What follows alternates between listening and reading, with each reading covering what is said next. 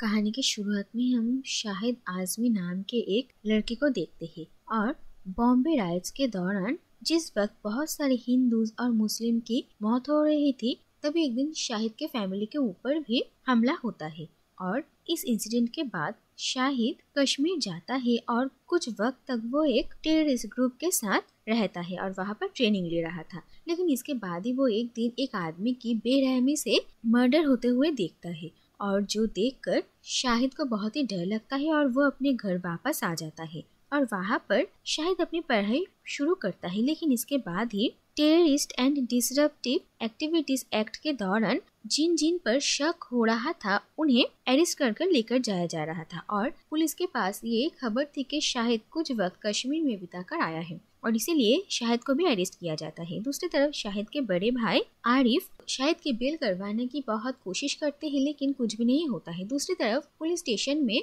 शाहिद को बहुत ही टॉर्चर किया जाता है और शाहिद से जबरदस्ती ये कन्फेशन लिया जाता है कि कुछ क्राइम्स में उसकी इन्वॉल्वमेंट है और इसके वजह से ही शाहिद को तिहाड़ जेल में ट्रांसफर किया दिया जाता है, जहाँ पर वो अपनी सजा काट रहा था। और इसी दौरान जेल में ही उमर शेख नाम के एक आदमी के साथ शाहिद की मुलाकात होती है और उमर शेख शाहिद की ब्रेन वॉश करने की कोशिश करता है और वह अपने साथ शाहिद को भी भागकर उनके ग्रुप में ज्वाइन करने के लिए कहता है। तो दूसरी तरफ शाहिद के साथ गुलाम नबी नाम के एक आदमी के साथ भी मुलाकात होती है, जो कि एक बहुत ही नेक दिल इंसान थे और वो शाहिद को अपनी पढ़ाई कंटिन्यू करने के लिए इंस्पायर करते हैं। और इसके बाद ही देखा जाता है कि जेल में रहकर ही शाहिद अपनी ग्रेजुएशन कंप्लीट करता है और गुलाम नबी के साथ शाहिद की बहुत अच्छा रिश्ता बन जाता है। इसके बाद देखा जाता है कि कोर्ट में शाहिद इनोसेंट प्रूव होता है और उसकी सजा माफ हो जाती है और इसके बाद वो जेल से बाहर आ जाता है।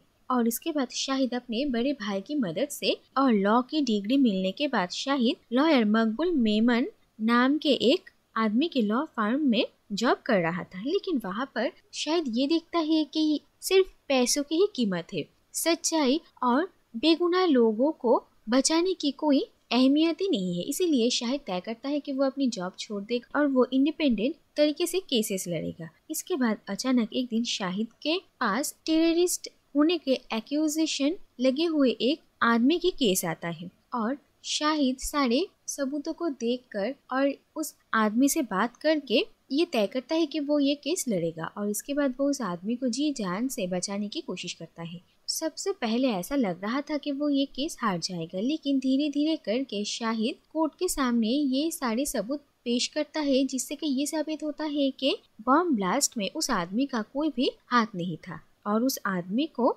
बाइज्जत बरी कर दिया जाता है। और इसी दौरान शाहिद के साथ मरियम नाम की एक डिवोर्सी औरत की मुलाकात होती है और मरियम की एक बेटा भी था। और इसके बाद धीरे धीरे शाहिद और मरियम एक दूसरे को पसंद करने लगते हैं और वो लोग शादी कर लेते हैं। और शादी करने के बाद जब शाहिद मरियम को अपनी फैमिली से मिलवाने के लिए लेकर जाता है तो मरियम सबको यही कहती है कि शाहिद और वो दोनों अलग रहने वाले हैं, जो बात सुनकर शाहिद की फैमिली को अच्छा नहीं लगता है। और शाहिद के बड़े भाई आरिफ शाहिद को ये कहते हैं कि आज तक वो पूरे परिवार का जिम्मेदारी संभालते हुए आए थे और अब जब उन्हें शाहिद की मदद की जरूरत थी तो शाहिद अब परिवार से अलग हो रहा है और ये बात सुनकर शाहिद को भी बुरा लगता है। इसके बाद से ये देखा जाता है कि शाहिद के पास और भी सारे इनोसेंट लोगों की केस आ रहे थे, जिनके पास सबूत ना होने की वजह से उन्हें बेवजह सजा काटनी पड़ रही है और शायद एक एक करके इन सारे केसेस को लड़ने लगता है और इन सारे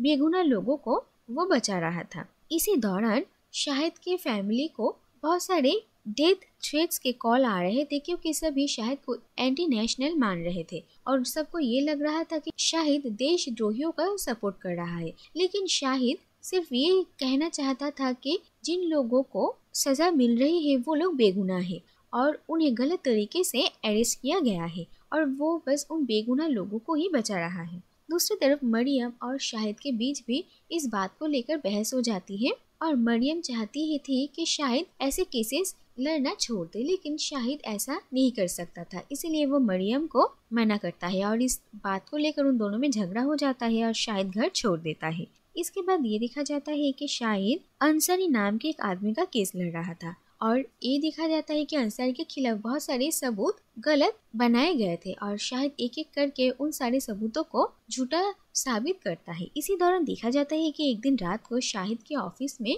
कुछ लोग उससे मिलने के लिए आते हैं और वो लोग शाहिद को शूट करके वहां से चले जाते हैं और वहीं पर ही शाहिद की मौत हो जाती है। आखिर में ये देखा जाता है कि लैक ऑफ एविडेंस की वजह से अंसारी के ऊपर से सारे चार्जेस हट जाते हैं और वो बाइज्जत बरी हो जाते हैं। और इसी के साथ ही ये कहानी यहीं पर ही खत्म हो जाती है।